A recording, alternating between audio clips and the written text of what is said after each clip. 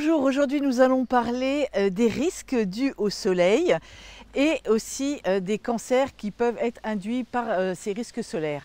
Alors il faut savoir que le soleil, même s'il est bon pour notre morale, même s'il est bon pour notre carcasse osseuse, il provoque néanmoins, il a néanmoins des risques particuliers qui sont dus à un rayonnement.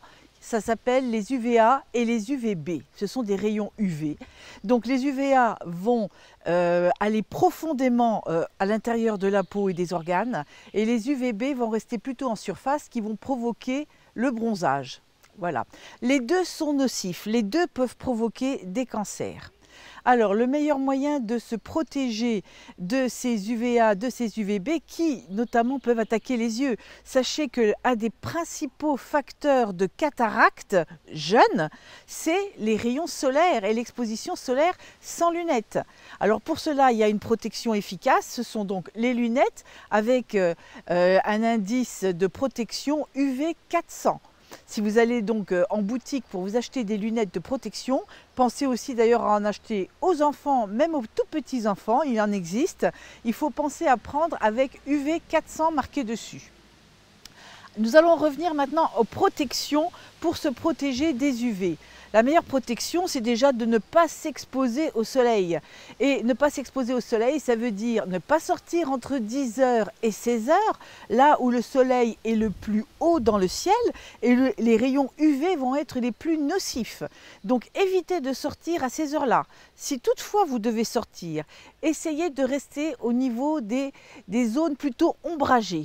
Restez sous un parasol si vous allez à la plage.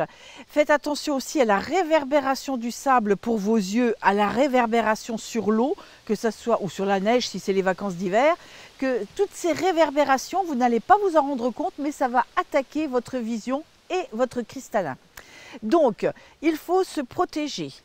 Donc, ne pas sortir aux heures les plus, on va dire, pas les plus chaudes forcément, mais là où il y a le plus de rayonnement. Entre 12h et 16h, évitez. Si vous sortez donc endroit ombragé, parasol, sortez couvert. Un chapeau à large bord pour toute la famille, du plus petit au plus grand. D'ailleurs, ceux qui perdent les cheveux, vous verrez, ça leur fera du bien, ils ne choperont pas de coups de soleil sur la tête.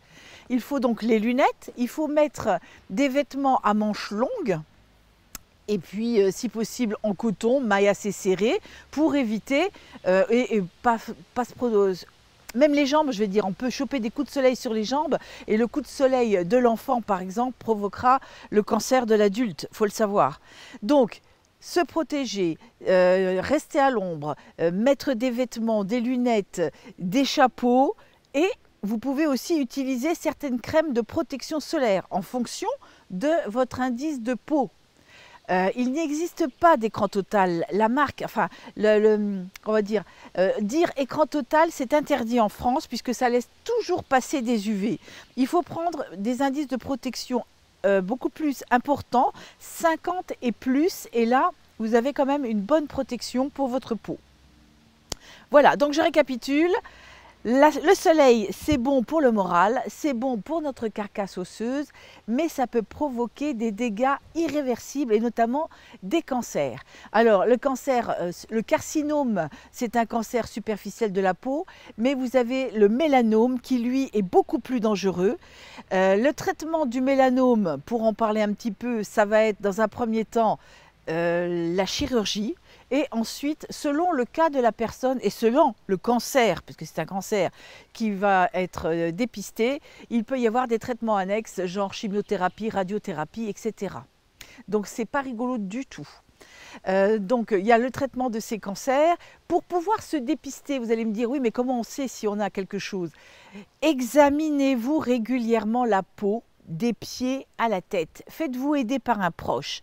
Si vous regardez votre plante des pieds avec un miroir, mettez-vous devant un miroir, un coup à droite, le bras levé, vous baissez le bras, vous regardez, essayez de bien vous examiner.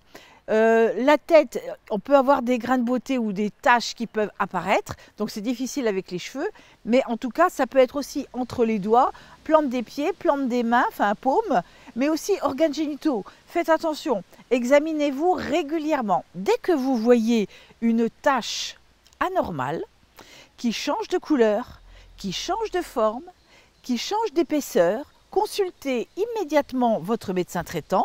Il vous enverra chez un dermatologue qui, lui, a l'habitude de traiter ce genre de maladie de peau. Il a un petit appareil. Déjà, on a déjà vu les émissions avec le docteur Joly ici à Longwy.